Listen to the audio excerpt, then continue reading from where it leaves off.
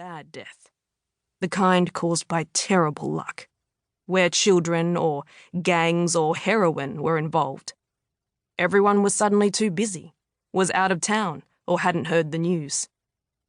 Her own parents had pulled a similar move on friends and acquaintances before, claiming that they were tied up with work when really they were superstitious about bad luck rubbing off with proximity. "This is different," her mother had said, after Ky questioned who would eat all the food they were making. She refused to look Ky in the eyes when she spoke. She refused to acknowledge that Denny had suffered a bad death, the worst kind, a nightmare that stole her words and silenced her family. She refused to stop moving, as though afraid the truth would catch up to her if she slowed for even a moment. Ky had made a show of dropping the stamp onto the kitchen counter. "How is this different?" she said, trying to draw her mother's eyes back to her, trying to get someone, anyone in the family to look her straight in the face and talk about her brother. "Because he is my son," her mother said, slamming the dough back onto the counter so hard it looked like her body was ready to collapse into itself. Ky had restrained herself from saying more. She'd bitten her tongue as thoughts tumbled through her head, of neighbours not showing up to the funeral, of her parents' co-workers who usually demanded wedding invitations from people they hardly knew, conveniently being too busy to swing by to pay their respects, of their playing games of mahjong with one another, eating boiled peanuts while gossiping about the good boy, the smart boy, the painfully unlucky boy who was in the wrong place at the wrong time. She saw them shaking their heads as they spoke of how the world wasn't what it used to be, how ruthless people had become, how indiscriminate luck was in a town like Cabramatta, in a country as confounding as Australia. And it made her angry.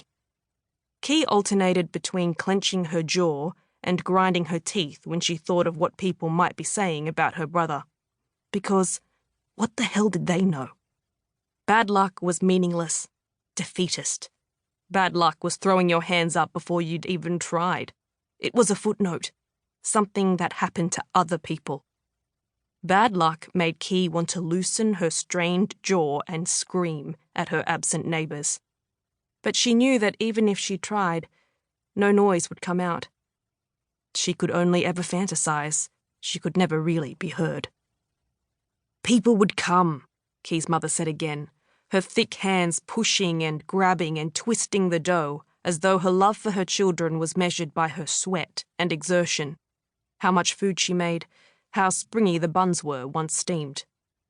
"They would come for her son," she repeated, "and it would be embarrassing not to have enough food at the wake, and the family couldn't afford to be embarrassed anymore." Ky wanted her mother to be right. Denny deserved a crowd. More than a crowd. He deserved the presence of every person he would have met had his life not ended so soon.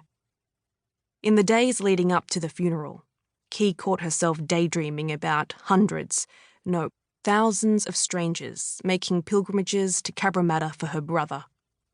In her imagination, they crowded into her parents' driveway, spilled out onto the sidewalk, filled the neighbouring streets, and shouted about how badly they wished they'd known him.